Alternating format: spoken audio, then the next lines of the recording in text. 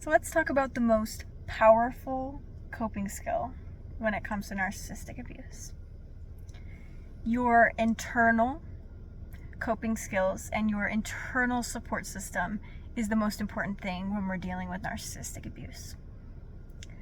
This is because most narcissistic abuse survivors have narcissistic abuse in their adult life from other people because it was present in their family. So often you'll find yourself surrounded by family members, workplaces, friends, and people that are either victims or narcissists themselves. They're in the same system as you. And so to cope, we have to build our own internal support system. And the most powerful part of this internal support system is your ability to stay grounded in the truth. So that might sound a little bit abstract, but I'm going to explain it deeply for you. So narcissists live in a sort of fantasy reality, and that's how they cope with their own behavior and actions. I'll give you a really good example of this. When a narcissist has a failing business, just as an example, they will truly believe and convince themselves that they have this super successful business.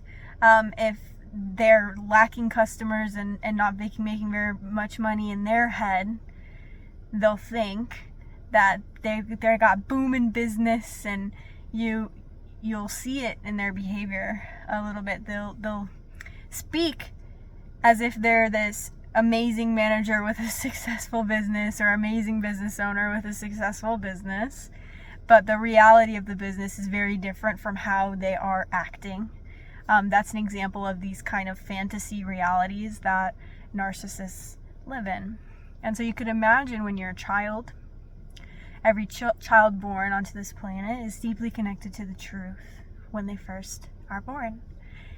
Some children can see in the spirit, see ghosts, connect with spirit guides, that type of thing, but on a less spiritual level, children see truth.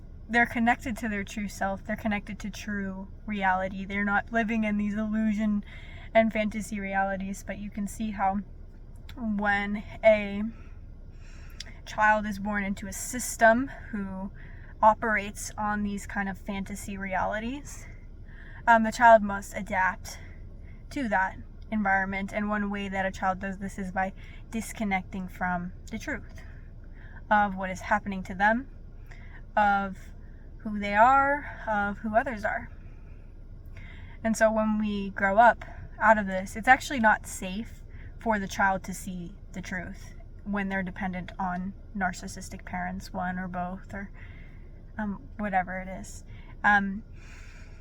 So when we grow up as an adult, our best coping skill is to really connect with the truth. Gaslighting doesn't really have much of an effect on you if you know what the truth is. If you trust your perception of reality, if you trust your memory, it is a lot easier to protect yourself and stay grounded when you are grounded in the truth. Like, for example, there's different types of narcissism, right? Like some narcissists can be very overtly chaotic and maybe aggressive. Some narcissists can be emotionally abusive and deeply deceptive and manipulative. But if you're dealing with like a chaotic and aggressive narcissist, your ability to see the truth of what is happening really allows you not to be reactive to situations. It allows you to take action that is most protective for you. So, to give an example, when an abuser is being aggressive, one adaptation may be to fawn, to try and comfort them, to try to please them or appease them in the moment. And that is one adaptation that is less protective than, per se, the ability to recognize what's happening and remove yourself from the conversation, say one-word answers. Your ability to stay grounded in the truth allows you to see, and not, it takes away some of the pain, but there's always healing that comes from it. There is no way to be immune to abuse or chaos. You still have to let your nervous system come down from fight or flight, and there's still processing that has to occur. But it's a lot less processing when you are grounded in the truth. The truth of who you are and what's happening, specifically in situations, because that's what allows you to take the right action.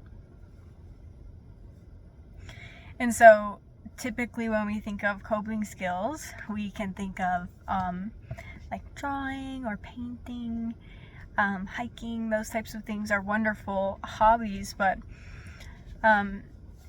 one thing about narcissistic abuse is that when we are first healing, it can be difficult to engage in hobbies because there is so much kind of shame around ourselves, to put it simply. Like the lower chakras, your root chakra, your sacral chakra, and your solar plexus, are deeply affected by narcissistic abuse. Your sense of safety, your creativity, your personal power. And creativity, safety, and personal power are what make having hobbies easy to follow through on, easy to do, relaxing. When we have a lot of stress, it's hard to, love our creations. Because who wants to make art if everything you make you hate, right? So sometimes, trying to skip to doing hobbies. I'm not telling anyone what to do or not to do. I'm just sharing with you my own opinions and advice. But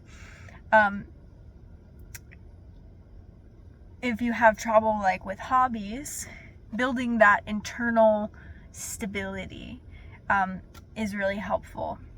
Because when you build your own internal support system, you become self-reliant. And self-reliancy is a skill that is really helpful in narcissistic abuse because of the kind of echo chambers that occur with flying monkeys. Narcissists surround themselves with other narcissists, with other vulnerable or easy to manipulate people. So sometimes you have to rely on yourself. The way that a lot of narcissistic manipulation occurs is through fear. So even when someone may not agree with the narcissist's behavior, they have deep unconscious fears, where they may not be recognizing consciously that a person is dangerous, like a narcissist is dangerous, but their body recognizes it and kind of tells them to, don't question their lies, go along with the narrative, follow the narcissist's lead, because unconsciously they know that it's unsafe, that a person is unsafe, but they may not be in the truth, able to access their own truth, because narcissistic abuse disconnects us from our own truth.